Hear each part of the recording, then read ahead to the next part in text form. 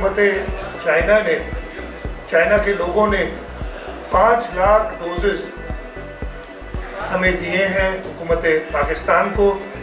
परसों ये पहुँचे थे इस्लामाबाद, कल उनमें से 83,000 डोजेस हमें सिंध में पहुँचे। आज हमने इसका इफ्तिताह किया है। इसके अलावा मैं आपको ये बताना चाहता हूँ कि हेल्थ डिपार्टमेंट ने मुझसे कहा था कि उन्होंने चाइनीज़ गवर्नमेंट से बात की है, चाइनीज़ इदारों से बात की, इसलिए कि ये साइनोफार्म चाइनीज़ गवर्नमेंट की वैक्सीन है, किसी प्राइवेट इदारे की नहीं है, कि हम उनसे ये डायरेक्टली सिंध गवर्नमेंट ले लें।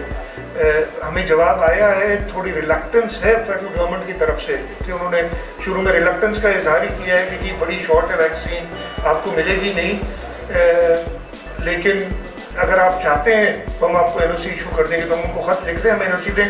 मेरी अभी एक्सीलेंसी चाइनीज़ काउंसिल जनरल साहब से बात हुई, मैंने उनसे रिक्वेस्ट की है और हेल्थ डिपार्टमेंट डॉक्टर अजहर बात करेंगी ताकि हम अगर और एडिशनल डोजेस से हुकूमत डायरेक्टली ले सके चाइनीज़ गवर्नमेंट से, एंड आई एम श्योर हमारी जो रिलेशनशिप है हुकूमत चाइनीज़ गवर्नमेंट के साथ इंशाअल्लाह ताला हम कामयाब होंगे।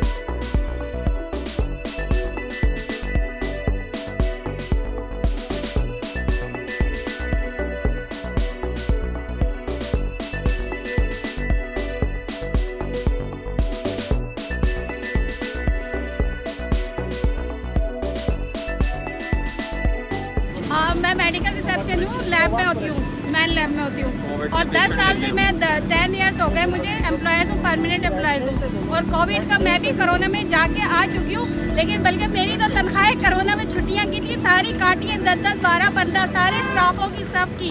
हम लोगों को कोई सपोर्ट कुछ भी नहीं दिया है।